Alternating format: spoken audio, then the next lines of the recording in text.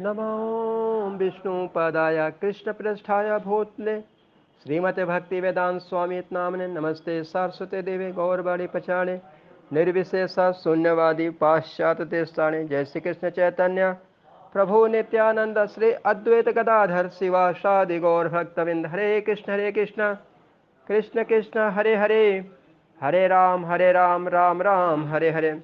हम सब धीरे धीरे अब तो काफ़ी कुछ सुधार है। अब थोड़ा देखिए उच्चारण में कुछ कमियां हैं, तो उसको हम लोग प्रयास करते हैं कि बीच में कुछ सुधार हो पाए, और हो जाएगा तो कुछ हम लोग लगता है कि सोमवार या मंगलवार तक हम लोग या बुधवार के आसपास में हम लोग पूरा तय कर लेंगे कौन कौन से ग्रुप के लीडर कौन कौन होंगे, वो हम लोग तय कर लेंगे। और आइए हम लोग धीरे धीरे एक बार फिर से ब्रह्म संहिता को ही थोड़ा सा आसान बनाने का प्रयास तो मैं हमेशा करता हूँ। ईश्वरः परमः कृष्णः सच्चिदानन्दविग्रहः अनादिरादिर्गोविन्दः सर्वकारणकारणं चिन्तामणि प्रकर्षद्मशोकल्पवृक्ष लक्षावृतेषु सुरभिरभिपालयन्तम् लक्ष्मीसहस्रशतसम्भ्रं सेव्यमानं गोविन्दमादिपुरुषं तमहं भजामि। वेणुं कुळन्तं अरविन्दलायताक्षं वरहावतं संसिताम्बुदसुन्दराङ्गं कन्दर्पकोटिकमनीयविशेषशोभं गोविन्दमादिपुरुषं तमहं भजामि। आलोलचन्द्रकलसदबन्माल्यवंशे रत्नाङ्गदं प्रणयकेलिकलविलासं श्यामं त्रिभङ्गललितं नियतप्रकाशं गोविन्दमादिपुरुषं तमहं भजामि। अङ्गानि यस्य सकलेन्द्रियवृत्तिमन्ते पश्यन्ति पान्ति कलयन्ति चिरं जगन्ति आनन्दचिन्मय सद उज्ज्वल विग्रहस्य गोविन्दमादिपुरुषं तमहं भजामि। अद्वैतम् अच्युतम् अनादिम् अनन्तरूपम् आद्यं पुराणपुरुषं नो यौवनं च वेदेषु दुर्लभम् अदुर्लभम् आत्मभक्तो गोविन्दमादिपुरुषं तमहं भजामि। पन्थास्तु कोटिशतवत्सर सम्प्रगम्य वायोरथापि मनसो मुनिपुङ्गवानां सोऽप्यस्ति यत् प्रपदसि मन्य अविचिन्त्य तत्त्वे गोविन्दमादिपुरुषं तमहं भजामि। एको अप्यसौ रचयितुं जगत अण्डकोटिं यक्षशक्तिरस्ति जगत अण्डचयायदन्तः अण्डान्तरस्थ परमाणुचयान्तरस्थं गोविन्दमादिपुरुषं तमहं भजामि। यद्भावभावितधियो मनुजास्तथैव सम्प्राप्य रूपमहिमा सनयानभूषः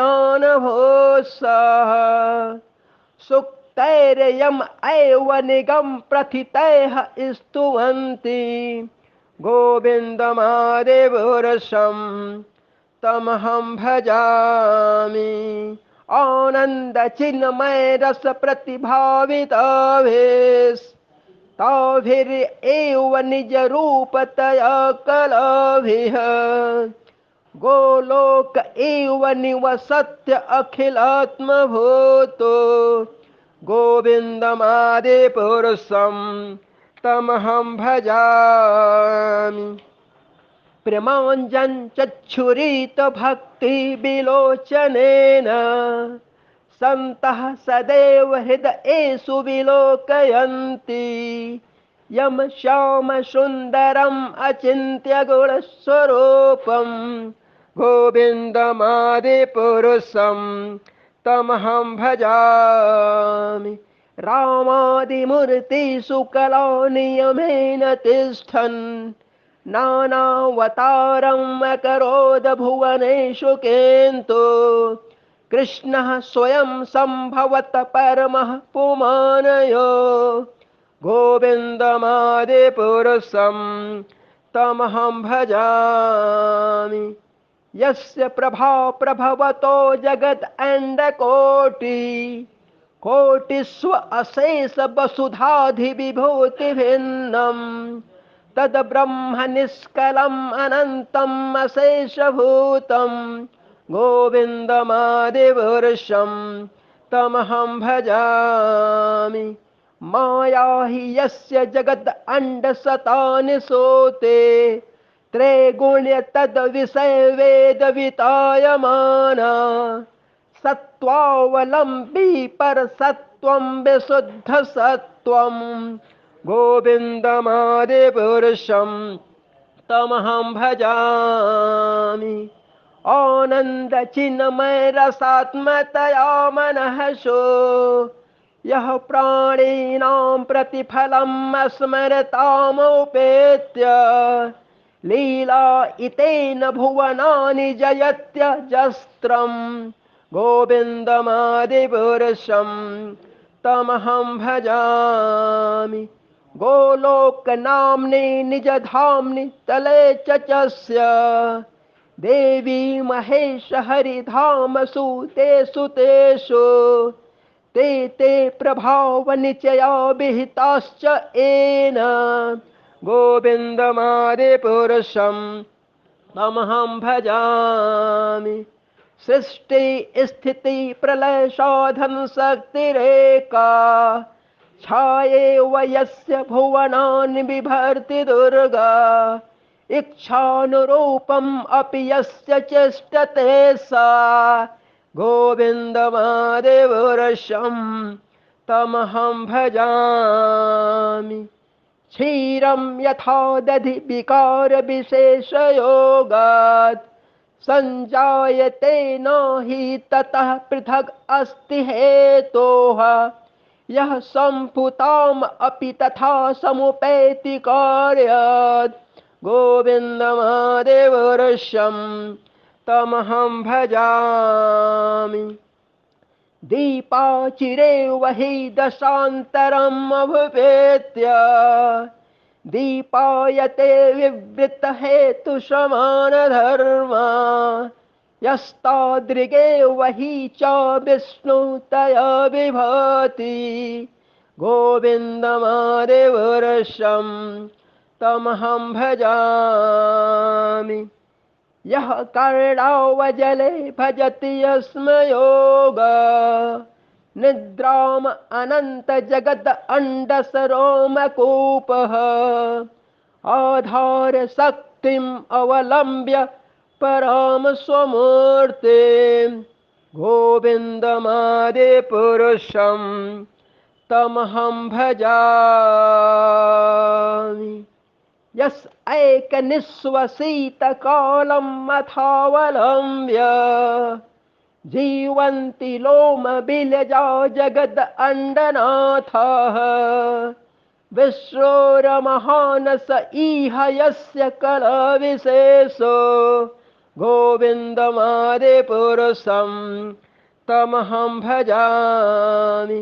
भस्वान् यथास्म सकलेषु निजेषु तेजः स्वीयं कियत् प्रकटयत्यपि तद्वद् अत्र ब्रह्माय एष जगद अंडविधानकर्ता गोविन्दमादिपुरुषं तमहं भजामि। यत् पादपल्लवयुगं विनिधाय कुम्भ द्वन्द्वे प्रणाम समये सगणाधिराजः विघ्नान् विहन्तुम् अलमस्य जगत्त्रयस्य गोविन्दमादिपुरुषं तमहं भजामि। अग्निरमहि गगनम् अम्बुमरुददिशश्च कालं तथात्ममनसेति जगत्त्रयाणि यस्माद्भवन्ति विभवन्ति विशन्ति यं च गोविन्दमादिपुरुषं तमहं भजामि। यच्चक्षुरे सविता सकलग्रहाणां राजा समस्तसूरमूर्तिरशेष तेजः यस्याज्ञा भ्रमति संभृतकालचक्रो गोविन्दमादिपुरुषं तमहं भजामि। धर्मो अथ पापनीचयः श्रुतयस्तपांसे ब्रह्मादिकीटपतङ्गवध यस्य जीवाः यद्दत्र मात्र विभो प्रकटप्रभाव गोविन्दमादिपुरुषं तमहं भजामि।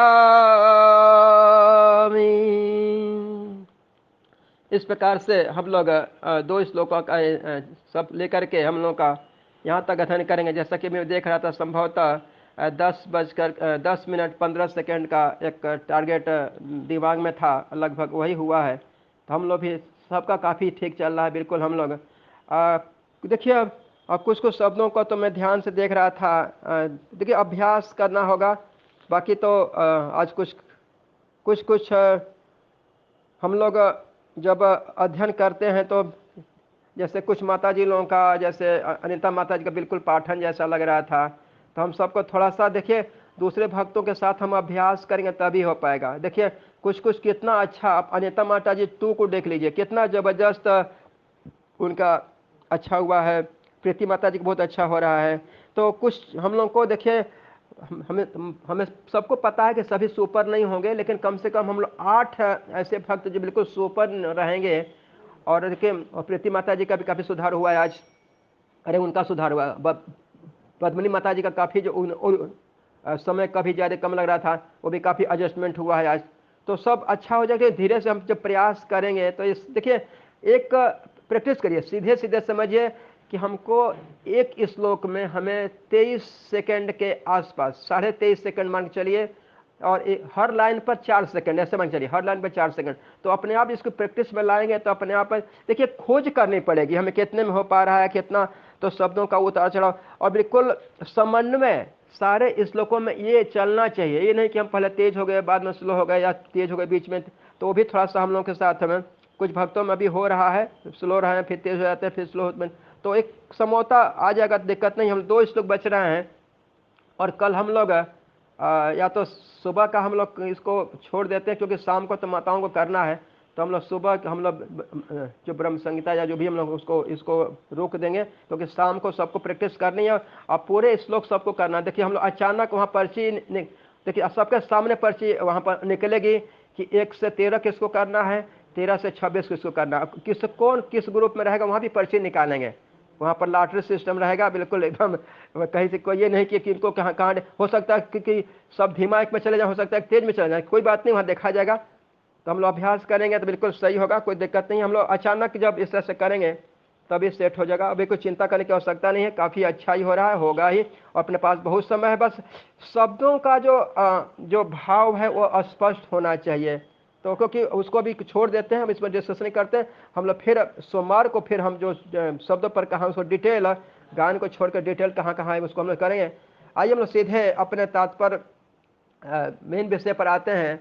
देवी तथा आश्रित स्वभाव भगवत गीता का जो हम लोग का चल रहा है, और बहुत ही महत्वपूर्ण। हम लोग कल तो देखे थे कि सीधे सीधे भगवान ने कहा था कि हमें क्या होना है। कल हम लोग अध्ययन किए थे कि जो दिव्य गुण है या मोक्ष को प्रदान करने वाले हैं, और साथ में अगर उस स्तर पर जाते हैं भगवत प्रेम देने वाले हैं। और आसुरी गुण है वो हमको क्या देने वाले हैं, बंधन देने वाले हैं, जिसमें हम बार बार माँ के गर्भ में, चाहे जितने भी भूत हैं, चाहे कोई भी प्राणी है जिनको भूत ही बोला गया है, मैंने आध्यात्म के शब्दों में देखा जाए तो उसको हम लोग, तो उससे आगे भगवान अब क्या समझा रहे हैं अर्जुन जी को। श्लोक संख्या 6 में हम लोग अध्ययन करेंगे। और एक शंका समाधान था कि मैं किस श्रेणी में हूँ, तो भगवान उनको इस प्रकार, देखो चिंता मत करो हे पांडु, तुम चिंता मत करो, क्योंकि तुम दैवी गुणों से युक्त होकर के तुम जन्म लिए हो। तो आगे हम लोग अध्ययन करेंगे। तो हम लोग आइए एक बार प्रपाच को याद करते हुए। हे कृष्ण करुणा सिंधो दीन बंधो जगतपते गोपेश गोपिका कांत राधा कांत नमस्तुते तप्त कांचन गौरांगी राधे वृंदावनेश्वरी। हम लोग तब वृषभानुसुते देवी प्रणामि हरे प्रिय वांछा कल्पतरोभ्यश्च कृपा सिंधुभ्यैव च पतितानां पावनेभ्यो वैष्णवभ्यो नमो नमः। देखिए हम लोग प्रणाम करते हैं तो जो हम सबसे जो गलतियां होती हैं ये सभी मिल करके हमें माफ क्षमा करेंगे। तो एक भाव बनना चाहिए। तो क्योंकि जब हमारे वैष्णव जन हैं जिनको हम नहीं जानते हैं, जिनको जानते हैं, जो इस आकाश में रहते हैं या स्वर्ग में रहते हैं, सबको ये प्रणाम के रूप में हम लोग करते हैं। तो सबका आशीर्वाद बना रहे, सब पर हम लोग इस प्रकार से भाव से हम लोग को एक तरह से भक्तों की प्रार्थना के रूप में इसको स्वीकार करना चाहिए सभी को। और क्षमा याचना हमेशा बिल्कुल रहती है। तो आइए हम लोग सीधे श्लोक संख्या 6 पर हम लोग श्रील प्रभुपाद जी की जय। आइए हम लोग कैसे लिखा है। द्वौ भूत सर्गो लोकेस्मिन् दैव आसुर एव च देवो विस्तरसः प्रोक्त आसुरम पार्थ में शृणु। ऐसे लिखा है। हम लोग ध्यान देंगे। दो, देखिए बोलते वक्त ध्यान रखना कि द आधा है और वो पर औ का मंत्र है। दो दो दो द और औ, माने दो को हल्का बोलना है, वो पर औ है। दो मतलब दो इसको बोला जाता है संस्कृत में दो। उसके बाद भूत सर्गो, भूत सर्गो, यहाँ पर ग पर उ का मंत्र साथ में र लगा हुआ है तो उसको ध्यान देंगे। लोके अस्मिन दैव आसुरम एवच। तो हम लोग इस प्रकार से इसको देखेंगे। और दैवो विस्तरसः, विस्तरसः जैसे विस्तार होता है। और प्रोक्त आसुरम पार्थ में शृणु, यानी सीधे सीधे क्या कह रहे हैं कि इसको हम लोग ऐसे तोड़ के बोलते हैं। कैसे बोलेंगे देखिए ध्यान रखना पड़ेगा। लोके अस्मिन तक यहाँ शब्द बनेगा और यहाँ दैव है वो बाहर, दैव जो हम लोग दूसरे लाइन में बोलेंगे। चार पाद में जो बोलते हैं दो भूत सर्गो लोकेस्मिन् दैव आसुर एव च। और आगे क्या बोलेंगे दैवो विस्तरसः प्रोक्त आसुरम पार्थ में शृणु।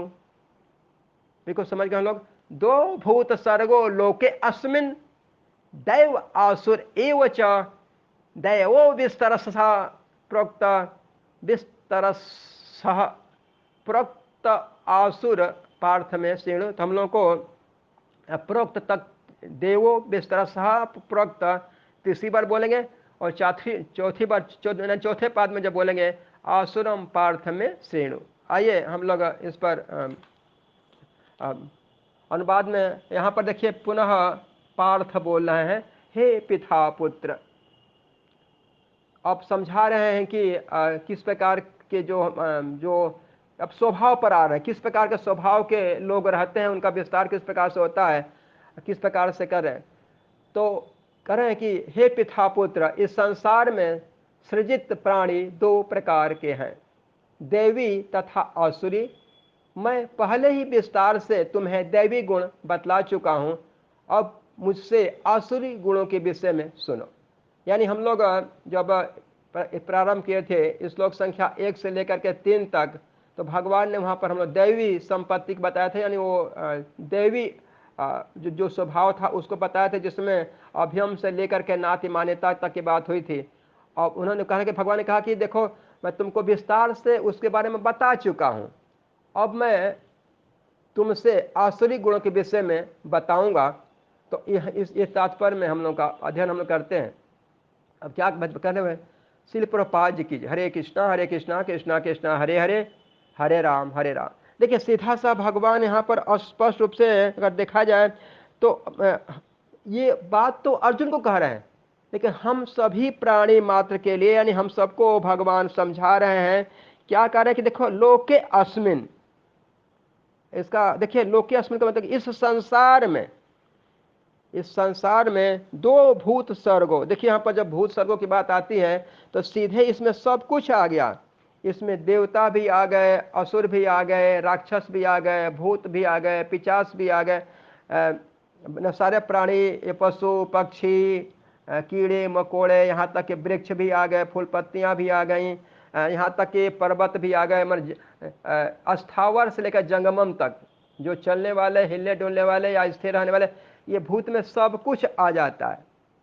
अब लेकिन बात यहाँ पर सिर्फ आध्यात्मिक की हो रही है, तो हम लोग ये कह सकते हैं कि मनुष्य के लिए कहा जा रहा है, क्योंकि मनुष्य ही एकमात्र ऐसा है जो अपने को विवेक का इस्तेमाल कर सकता है। बाकी भी तो सब जोनी कितनी जड़ है हम लोग उसको समझ सकते हैं। यहाँ कह रहे हैं कि मैं तुमको सबली बता चुका था, और आगे बता रहे हैं कि उसमें इस तो भगवान का उद्देश्य क्या है कि तुम वास्तव में जो दैवी प्रकृति का जो गुण था वो हमारे लाभप्रद है, लेकिन बाकी जो है वो उसके बारे में तुमको जानना चाहिए, क्योंकि जब हम किसी विषय में किसी व्यक्ति को देखिए जाने रहेंगे तभी तो हम उसके बारे में हम चिंतित रहेंगे कि उसके पास हमें जाना है कि नहीं जाना है। कोई ज्ञान है मान लीजिए, तो ये ज्ञान हमारे लिए आवश्यक है कि नहीं आवश्यक है, हमें पता तो रहना चाहिए ना। तो जब उसके बारे में हम पूरी तरह से जाने हुए रहेंगे तब तो जानेंगे। तो उससे कह रहे देखो तुमको मैं अब डिटेल में समझाऊंगा, क्योंकि मैं देवी को बता चुका हूँ, अब आसुरी तुमको मैं बताऊंगा। तो हम लोग चर्चा करते हैं, एक बार आइए तात्पर्य श्री प्रभुपाद जी कीजिए। अर्जुन को यह कहकर कि वह दैवी गुणों से संपन्न होकर जन्मा है, भगवान कृष्ण अब उसे आसुरी गुण बताते हैं। आप देखिए ऐसे हम कह सकते हैं कि आखिर जब फिर भगवान कहने की आवश्यकता क्या है? कहने की आवश्यकता यह है, संत गणे कहते हैं कि अर्जुन को ये पता होना चाहिए कि जो अन्य जो गुण होते हैं वो हमारे लिए हानिकारक हैं। तो अगर हम उनके लपेट में आएंगे, उनके सानिध्य में आएंगे, उनके संपर्क में आएंगे, उनकी चर्चा करेंगे, तो वो क्या होगा? हमारे लिए अहितकर होगा। इसलिए कह रहे हैं कि तुम पूरा पता जान लो, उन जो पूरा मैंने उनके बारे में डिटेल रूप से बताना चाहते हैं। कह रहे हैं कि इस संसार में बद्ध जीव दो श्रेणियों में बटे हुए हैं, यानी दो भागों में बांटा गया है। एक जो जीव दिव्य गुण से संपन्न होते हैं, यानी वो कैसे होते हैं? वे नियमित जीवन बिताते हैं। यानी निमित्त मतलब क्या हुआ कि वे शास्त्रों तथा विद्वानों द्वारा बताए गए आदेशों का निर्वाह करते। मतलब सीधा सीधा समझ लीजिए कि आज्ञाकारिता कितना महत्वपूर्ण है। बार बार मतलब हम लोग भी ये प्रयास करते हैं कि आज्ञाकारिता होनी चाहिए। बड़ा अच्छा कभी कभी लगता है कुछ गलती होती है तो कुछ भक्तगण बिल्कुल स्पष्ट रूप से क्षमा याचना करते हैं, अपने आगे के कार्यक्रम को बताता है कि आगे से मैं ऐसा करूंगा, आगे से मैं बिल्कुल गलती नहीं करूंगा। और कुछ को तो फर्क नहीं पड़ता, यानी उनके अंदर यह आज्ञा भाव उनके अंदर है ही नहीं। जबकि यहाँ शास्त्र क्या कह रहा है? प्रभुपाद सीधे तात्पर्य कह रहे हैं कि वे आदेशों का निर्वाह करते हैं।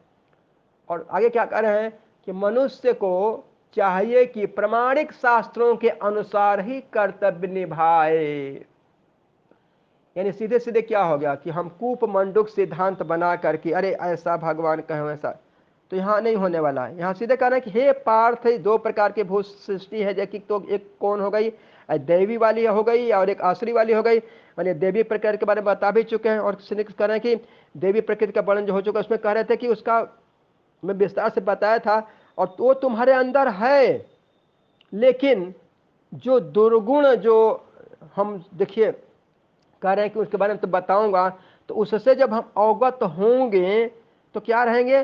सावधान रहेंगे। और जब पता चल जाए कि ये व्यक्ति तामसिक प्रवृत्ति का है, ये व्यक्ति रजोगुणी प्रकृति का है, या ये व्यक्ति से मिलने जुलने से हमारी आध्यात्मिक प्रगति नहीं होगी, तो उससे क्या होगा? उससे हम दूर रहेंगे। यानी सीधे सीधे भगवान कहने मतलब कि जो देव तुल्य जो व्यक्ति होता है, यानी भगवान कहने का भाव क्या है कि जो दैविक जो प्रकृति वाले होते हैं वही भक्ति कर सकते हैं। और साथ में बोला गया है कि जो भक्ति करते हैं वही उनके अंदर ये गुण आएंगे। यानी भगवान क्या कहते हैं? जो भजन करने वाले उन्हीं को क्या कहते हैं? देवतुल्य कहा जा सकता है, यानी उनको हम क्या कह सकते हैं? देवता कह सकते हैं। और इसके विपरीत विपरीत कौन हो गया? जो भक्त के बारे में, भगवान के बारे में या शास्त्रों के बारे में जो किसी भी नियम का और व्यवस्था को स्वीकार नहीं करता है, नहीं वो भक्त को मानता है, ना भगवान को मानता है, ना भक्त और के द्वारा बताई बातों को मानता है, ना शास्त्रों को मानता है, ना किसी ग्रंथ को मानता है। तो कहते हैं कि ऐसे लोग क्या करते हैं? उनके पीछे का क्या उनका मकसद है कि ऐसे जो असुर हैं, तो असुर लोग क्या करते हैं, वो शास्त्रों के द्वारा बताई गई विधि विधान है या उनके उपदेश हैं, उनको वो क्या करते हैं, किस रूप में लेते हैं, संसार संत कहते हैं कि राग द्वेष से उक्त होकर के वो जो क्या करते हैं, किसी प्रकार का अनुष्ठान करते हैं, राग द्वेष से युक्त होकर के करते हैं। जो कि भगवान क्या कहते हैं, राग द्वेष से हमें क्या रहना चाहिए, मुक्त रहना चाहिए, राग द्वेष से क्या रहना चाहिए, रहित रहना चाहिए। यानी जो लोग राग द्वेष से रहित होकर के करते हैं उनको हम लोग क्या कह सकते हैं, देवता कह सकते हैं। और जो लोग राग द्वेष के साथ करते हैं, यानी जो शास्त्रों का उल्लंघन करते हैं, यानी राग द्वेष के अधीन रहते हैं, वो क्या है, उनको वैसा जो आचरण करते हैं, उल्टा पुल्टा आचरण करते हैं, तमोगुण में आचरण करते हैं, उनको हम लोग क्या कह सकते हैं, असुर कह सकते हैं। इसीलिए यहाँ पर भगवान साफ साफ कह रहे हैं कि इसको तुम्हें जानना पड़ेगा। यानी सीधे सीधे भगवान अर्जुन के माध्यम से हम सबको यही बता रहे हैं कि हम सबको जो देवी संपत्ति और आपसी संपत्ति वाले मनुष्य के व्यवहार का जो चल रहा है, ये अनादिकाल से चल रहा है। अनादिकाल से कैसे चल रहा है, जैसे हम लोग जानते हैं कि ये प्रकृति के तीनों गुण हर व्यक्ति में पाए जाते हैं, तमोगुण भी पाया जाता है, रजोगुण भी पाया जाता है, सत्गुण पाया, और ये अनादिकाल से चलता आ रहा है। इसी प्रकार से जो हमारा देवी व्यवहार है या आसुरी व्यवहार है, ये अनादिकाल से बहता चला आ रहा है, चमने ये चलता आ रहा है। तो संतगण इसको बड़ा अच्छा उदाहरण देते हैं कि जिस प्रकार से रात के समय कौन लोग चलते हैं, रात में अगर ऐसे भाग में देखा जाए कि रात में तो कहते हैं अरे निशाचर है, रात में चलता है। अभी तो मान लीजिए जमाना बदल गया, लाइट आ गई, बल्ब जल गया, लेकिन अगर आप 20 साल 25 साल पहले की बात करिए, 50 साल पहले के, तो रात में क्या लोग चलते थे, अरे निशाचर है, निशाचर।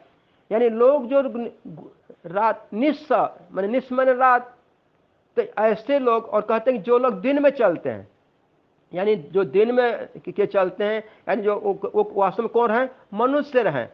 यानी दिन में चलने वाले मनुष्य होते हैं, रात में चलने वाले क्या होते हैं, निशाचर होते हैं। उसी प्रकार से कहते हैं कि दैवी और आसुरी की जो सृष्टियां हैं, ये भी अपने रीत के अनुसार से क्या कर चलती हैं, चलती आ रही हैं, चलती आ रही है। यानी सीधे उनका संकल्प क्या होता है कि जिस प्रकार से हम लोग कोई देखे तबला बजा रहे हैं, हारमोनियम बजा रहे हैं, या संकर कहते हैं जिस प्रकार से वाद्य यंत्र के बिना जो किसी प्रकार की ध्वनि नहीं सुनाई पड़ती है, और जैसे और बोलते हैं कि जैसे फूल के अंदर जो शहद नहीं रहेगा, मान लीजिए, तो वो नहीं मिलता है। जैसे कि तो जब तक हमारे बीच में, मतलब हमारी जब आसुरी प्रवृत्ति का जो हमारे अंदर जो आसुरी प्रवृत्ति हमारा राज्य करेगा, जैसे मान लीजिए कि जब आसुरी प्रकृति के बस में हम रहेंगे, और एक कंडीशन क्या बनती है, हम आसुरी प्रकृति के बस में नहीं रहते हैं। अगर संसार कैसे चलता है, मान लीजिए संसार कैसे चलता है, अगर हम लोग गहराई से विचार करें, संसार तभी चल रहा है जब आसुरी प्रकृति हमारे पर हावी रहती है। अगर सभी लोग आसुरी प्रकृति के द्वारा बाधित न रहें, इस संसार में कौन रहेगा, सब लोग वैकुंठ लोक में रहेंगे, खाली रहेगा। ये सृष्टि खाली रहेगी, सृष्टि क्या करेगी, अकेले रहेगी अपने पास। मैंने जहाँ पर हमारे रहने लायक जगह ही नहीं है, मान लीजिए हम विचार कर लिए कि अंडमान हम नहीं रहेंगे, वह रहने लायक है नहीं। तो उसी प्रकार से संतगण कहते हैं कि अगर हम जो हमारी आसुरी प्रवृत्ति के बस में अगर हम न रहें, तो सृष्टि अकेले रह जाएगी। मेरे ख्याल से इसको आप लोग समझ रहे होंगे कि जब आसुरी प्रकृति हमारे है ही नहीं, तो सब लोग कहाँ रहेंगे, वैकुंठ लोग रहेंगे, तो सृष्टि कहाँ रहेगी, यहाँ पर अकेले रहेगी। लेकिन क्या होता है, जब मनुष्य इस अपने आसुरी गुण के चंगुल में फंस जाता है, तो क्या वो होता है, वह इस शरीर पर अपना क्या करता है, मनमाना राज्य करता है। एक करो तो एक करो तो एक करो, यानी उल्टा पुल्टा काम करो, एक उल्टा पुल्टा काम करो। तो ये क्या करता है, ये व्यवस्था जो है ये अपने हमारे साथ चलती रहती है। यानी अगर सच में देखा जाए तो आसुरी प्रवृत्ति और देवी प्रकृति ये हमारे साथ में साथ साथ रहते हैं। यानी अगर देखा जाए तो ये जो हमारा जो जीवन की अवस्थाएं हैं, ये कब बढ़ रही हैं, वो तब बढ़ रही हैं जब आसुरी प्रवृत्ति हमारी बढ़ रही है। जब देवी प्रकृति बढ़ जाएगी, तब तो हम वैकुंठ लोक में रहेंगे, भगवान के धाम में रहेंगे। तो इस प्रकार से जो जो प्रपात कहते हैं कि द्विसर्गो लोके अस्मिन दैव, जैसे भी मैं बता रहा था कि जो भूत सर्व है इससे हम लोग को मनुष्य, देवता, असुर, राक्षस, भूत, प्रेत, निषाद, पशु पक्षी, कीट पतंग, वृक्ष सभी इसमें आ जाते हैं। और देखा जाए तो ये जो हमारा, हम यहाँ भगवान क्या कह रहे हैं कि आसुर स्वभाव को हमें क्या करना पड़ेगा, त्याग करने के लिए हमें अंदर क्या है, विवेक होना चाहिए। अभी मैं बात कर जो कह रहा था कि यह निमित्त किसको कह रहे हैं, बात तो सभी भूतों की हो रही है, लेकिन यहाँ पर भगवान परिलक्षित किसको कर रहे हैं, आदमी को कर रहे हैं। यानी आदमी के अंदर ही एकमात्र ऐसा जो विवेक है कि वो अपने असुर स्वभाव के त्याग के बारे में सोच सकता है, विचार कर सकता है। इसके अलावा पशु पक्षी बेचारे कुछ सोच भी नहीं सकते हैं। यानी आसुर का जो स्वभाव है उसका त्याग करना चाहिए, यह सिर्फ मनुष्य जान सकता है, इसके अलावा और कोई नहीं जान सकता। यानी सीधे कर इसका त्याग हो, जैसे हम इसका जब त्याग करते हैं, भगवान क्यों डिटेल बताना चाह रहे हैं कि देखो आसुर सुख का जो हम त्याग करेंगे, जैसे ही त्याग करेंगे तो ये जो हमारी तो मैंने एक को दबा देना है। जैसे हम लोग बात करते हैं, इससे सोचिए कि जब हम रजोगुण, तमोगुण और सतोगुण भी है, तो रजो सतो और रजो और तमो को दबाएंगे तो क्या हो जाएगा, सात्विक को हमारा बढ़ जाएगा। यहाँ पर क्या कह रहे हैं कि जो देवी और आश्री दोनों संपत्तियां साथ साथ रहती हैं। आपको लगेगा कि कैसे रहती हैं, लेकिन अगर ऐसे में संतों के बारे में अगर बोले हैं तो मान लीजिए क्रूर से क्रूर व्यक्ति के पास क्या दया नहीं रहती है, क्रूर से क्रूर व्यक्ति पर दया रहती है ना। आपके साथ क्रूरता कर सकता है, लेकिन अपने बच्चों के साथ तो दया दिखाता है ना। अपने घर में जो किसी को पाला हुआ उसको बाद दया दिखाता है ना। या मान लीजिए जो आपके साथ जो दया दिखाने वाले हैं बाहर जाते हैं, दूसरे के साथ क्रूरता भी कर सकते हैं। यानी जो चोर व्यक्ति, मान लीजिए जो चोर व्यक्ति है अपने घर में तो ईमानदार रहता है, और ईमानदार व्यक्ति चोर भी हो सकता है। यानी दोनों यह पैरेलल चल सकता है ऐसा। यानी लेकिन हमें करना क्या है, किसको दबाना है, हमें आसुरी को दबाना है कि देवी को दबाना है, यह विचार मनुष्य ही कर सकता। यानी हमें करना क्या है, आसुरी का त्याग करना है, देवी को बढ़ाना है। यानी इस जो स्वाभाविक रूप से देखा जाए तो हमारी जो संपत्ति है वो दैवी है। क्यों दैवी है, कि हम भगवान के अंश हैं।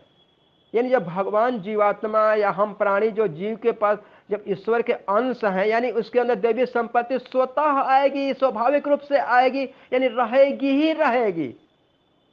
लेकिन क्या हम करते हैं, और लेकिन आसुरी पर संपत्ति क्या है, यह बनाई जाती है। क्या होता है, ये ऑटोमेटिक नहीं है, यह क्या है, ऐसे कह सकते हैं आर्टिफिशियल है। यानी क्या कह सकते हैं, हम बना रहे हैं उसके पीछे। और लेकिन क्या होता है, जब हम भगवान के तरफ बढ़ते हैं, भगवान की तरफ चलते हैं, आध्यात्मिक तरफ बढ़ते हैं, तो आसुरी संपत्ति क्या है, उस समय हमको अच्छी नहीं लगेगी। अगर हम सत्संग जाने के आदी हो जाएंगे, हम लोगों से मिलना पसंद नहीं करेंगे, सात्विक भोजन करना पसंद कर देंगे, हमें तमोगुणी भोजन अच्छा नहीं लगेगा। यानी उस समय क्या लगेगा, हमारे अंदर तो है, छिपा हुआ है, और छिपाना भी उसको, फिर तो क्या होगा, वह आसुरी संपत्ति हमारे पर क्या लगेगी, अरे बोझ जैसा लगेगा। उसको हम खुशी खुशी बोझ लगेगा, बिल्कुल लगे अरे क्या हमारे पास, बिल्कुल मैंने मैंने हमको क्या लगेगी, बुरी लगने लगेगी।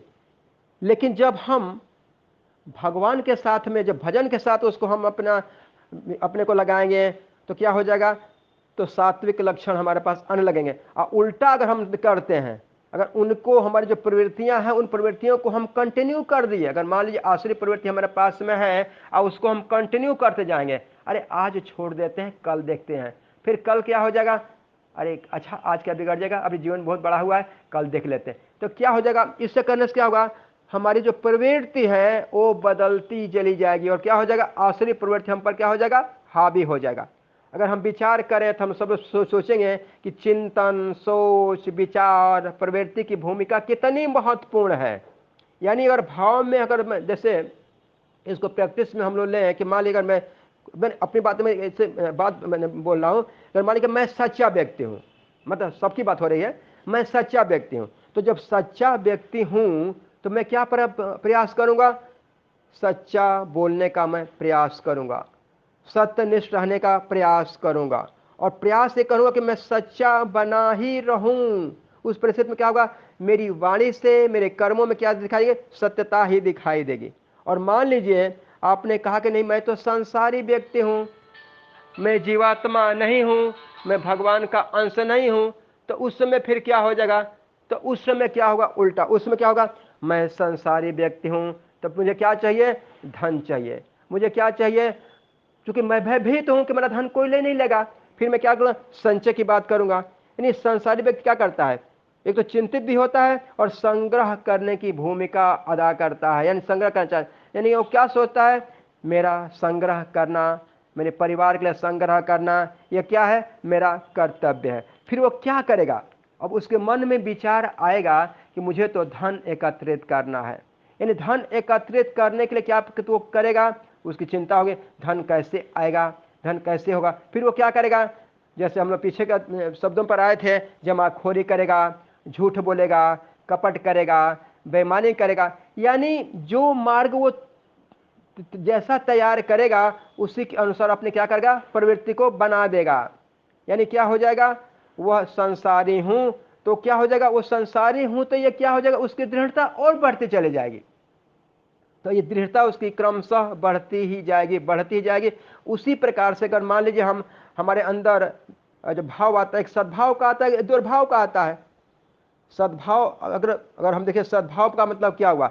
यदि हम किसी के बारे में सदाचार की बात हम सोचेंगे, सद्भाव हो जाएगा। उसी को दुर्भाव सोचेंगे, वहां क्या हो जाएगा? दुराचार आ जाएगा। यानी जिसकी प्रधानता को हम अपना नियमित जीने लगेंगे, जिस जिस की प्रधानता को हम जीना प्रारंभ करेंगे, वो हमारे पर क्या हो जाएगा? वो हमारे पर हावी हो जाएगा। और वो हावी होते होते क्या हो जाएगा? वो हमारे उस स्वभाव में जाएगा, स्वभाव में जाएगा, फिर हमारे गुण में चला जाएगा। जब गुण में जाएगा तो हमारे कर्तव्य में चला जाएगा, कर्तव्य में जाएगा तो हमारे कार्य में चले जाएंगे, और जब कार्य में चले जाएंगे हम फिर अगर हम उल्टा कार्य करते हैं, हमें क्या हो जाएगा? बंधन में जाना पड़ेगा, हमें फांस लगना पड़ेगा। यानी उसको हम बंधन में, यानी संसार में रह करके क्या चले गए? बंधन में चले जाएंगे। तो इसको हम लोग आगे तो इसलिए कह रहे हैं प्रभुपाद जी कि हमें वो व्यक्ति क्या करता है? आदेशों का निर्वाह करता है, और नहीं जो करता है वो क्या करता है? उसका उसका क्या करता है? उल्लंघन करता है। यानी जो शास्त्रों ने जो आज्ञा दिया हुआ है कि हमें क्या करना चाहिए? सात्विक बन करके रहना चाहिए। उसको क्या कर? जो शास्त्र विहीन विधानों को नहीं, जो शास्त्र विहित, गलती क्षमा चाहता हूं, जो शास्त्र विहित विधानों को नहीं मानता है और अपने सनक के अनुसार कार्य करता है, वो क्या कहलाता है? आसुरी कहलाता है। शास्त्रों के विधि विधानों के प्रति आज्ञा भाव भी एकमात्र कसौटी है। आज्ञा भाव, आज्ञा भाव यानी सीधे सीधे आज्ञाकारिता। वो आज्ञाकारिता वो शास्त्र की बात हो सकती है, भगवान के भक्तों की हो सकती है, आपको जो गाइडलाइन दे रहा है उसकी भी हो सकती है। मैं कुछ भी उसको विस्तार से उतना करने की आवश्यकता नहीं है, हम लोग उसको समझ सकते हैं। और क्योंकि वो प्रवृत्ति जब हमारी हो जाएगी, देखिए हमें बार बार हम जो बात कर रहे थे कि प्रवृत्ति, सोच, विचार, भाव परिवर्तन, इसका हमको करना है, इसको ले आना है। और आगे जो कह रहे हैं कि शास्त्र के विधि विधानों के प्रति आज्ञा भाव ही एकमात्र कसौटी है, अन्य नहीं। मतलब बिल्कुल डंका बजाकर प्रपात कह रहे हैं कि आज्ञाकारिता अगर नहीं है तो आध्यात्म में प्रगति नहीं है। वैदिक साहित्य में उल्लेख है कि देवता तथा असुर दोनों ही प्रजापति से उत्पन्न हुए। हम लोग जानते हैं इसको, सब कुछ कश्यप मुनि हम लोग जानते हैं कि माता दीति से, और अदिति के हम लोग जानते हैं पूरा पूरा, कश्यप मुनि हम लोग जानते ही हैं, जो प्रजापति के विस्तार हम लोग जानते ही हैं। तो मैंने कहने मतलब क्या हुआ कि आसुरी संपत्ति और दैवी संपत्ति ये तो है ही है। मैंने चोर के अंदर भी ईमानदारी है, ईमानदार के अंदर भी चोर है, क्रूर से क्रूर व्यक्ति के अंदर भी दया है, और दया वाले के पास भी क्रूरता है। ये पूरा सब कुछ हमें चलना, लेकिन किसका प्रभाव हमें बनाना है। इसलिए यहाँ पर जब अगले शब्दों पर जाएंगे तो क्या कर रहे हैं? लोके अस्मिन दैव आसुर एवच। यहाँ पर देखिए सीधे सीधे लोके अस्मिन, लोके अस्मिन यहाँ पर क्या बोल रहे थे? इस मतलब क्या? इस संसार, यानी संसार मतलब क्या? इस पृथ्वी की बात यहाँ कर रहे हैं क्योंकि इस अनंत कोटि ब्रह्मांड नायक की जय हम लोग बोलते हैं, परमेश्वर श्री कृष्ण की जय बोलते हैं हम लोग। यानी अनंत कोटि ब्रह्मांड नायक, यानी एक पृथ्वी भी एक तरह से समझ लीजिए ब्रह्मांड है हमारे लिए। कहते इस लोक में, अब देखिए इस लोक में की बात यहां पर क्या आएगी, इस धराधाम की बात हो रही है, और कह रहे हैं कि इस धराधाम में भी, यानी इस धराधाम में मनुष्य का जीवन पा करके हम अपनी आश्री प्रवृत्ति को अपने अंदर जगा सकते हैं। क्योंकि एक पशु नहीं जगा सकता, एक शेर नहीं जगा सकता, एक बैल नहीं जगा सकता, एक पक्षी नहीं जगा सकता है, सुअर नहीं जगा सकता है, उसके अंदर कोई विवेक नहीं आने वाला है।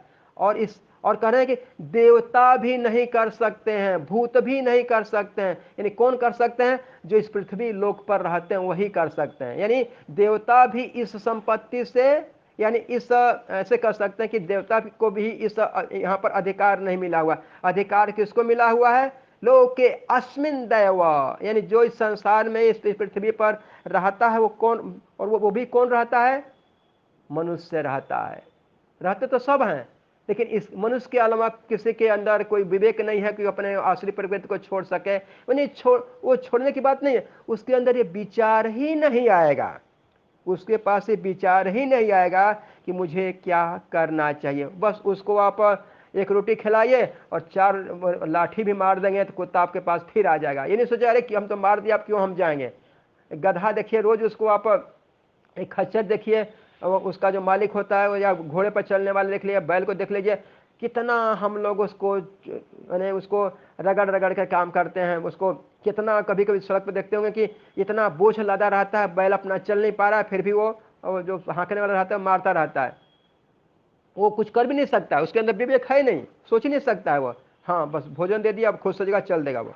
यानी ये भगवान की बड़ी कृपा है कि इस लोके अस्मिन दैव, यानी इस संसार में हमको उन्होंने क्या किया है? विस्थापित किया है। परमानेंट नहीं भेजा है हमको। ये हम लोग क्या है? यहाँ के परमानेंट वासी नहीं है। हमको विस्थापित किया कि कल तुमको यहाँ से मैं बुला लूंगा वापस। कहाँ बुला लूंगा? लोग मैंने वैकुंठ लोग करूंगा। बस तुमको क्या करना है?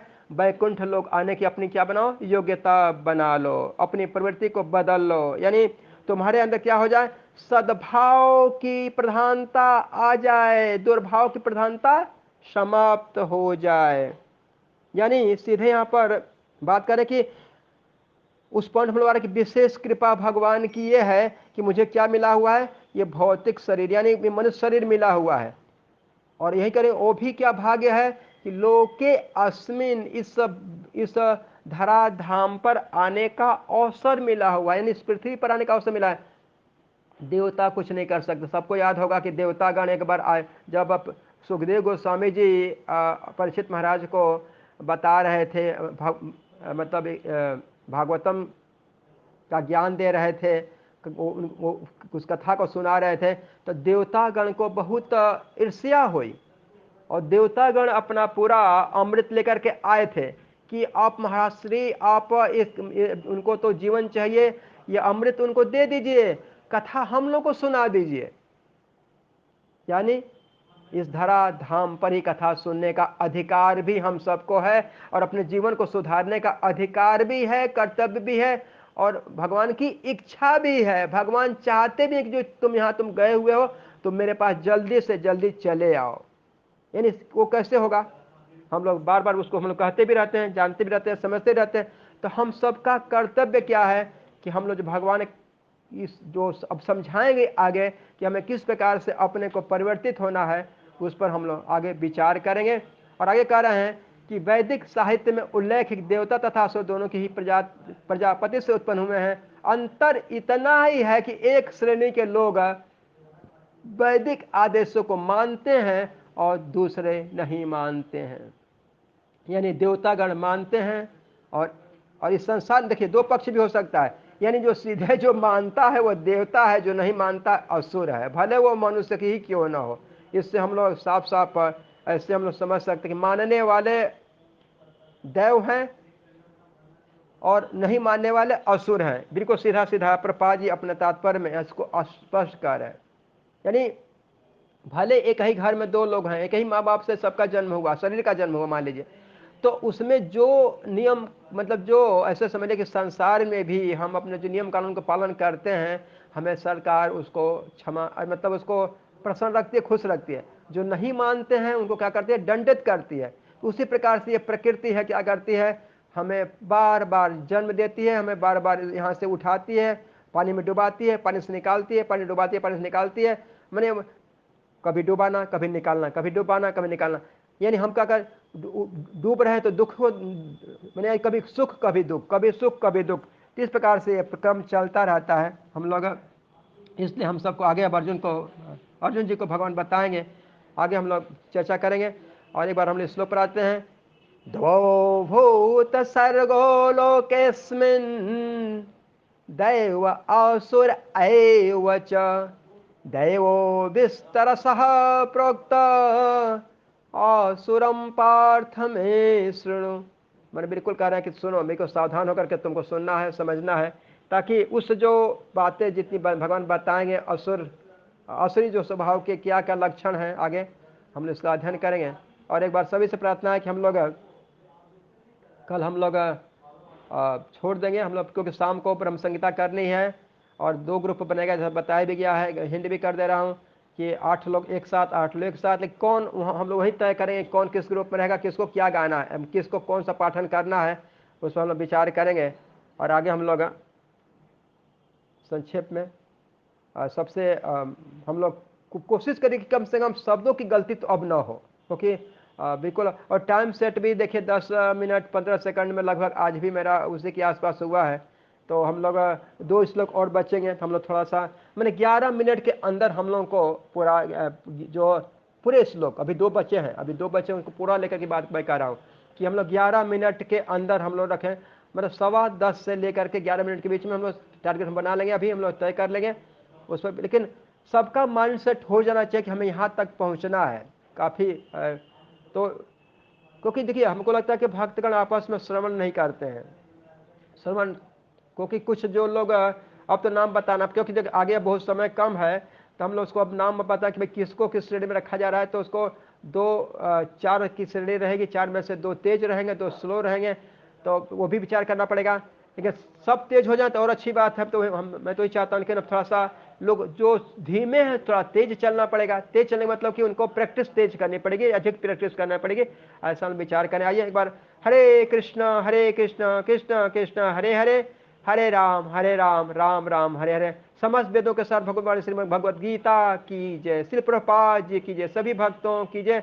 और कल एकादशी का जो पारण का समय है उसमें लिखा भी है, 6 बज, प्रातः 6:15 से लेकर के 10:34-35 तक है। अब वैसे लिख भी देता हूँ, हरे कृष्णा, वैसे लिखा भी था। हरे कृष्णा, दंड प्रणाम।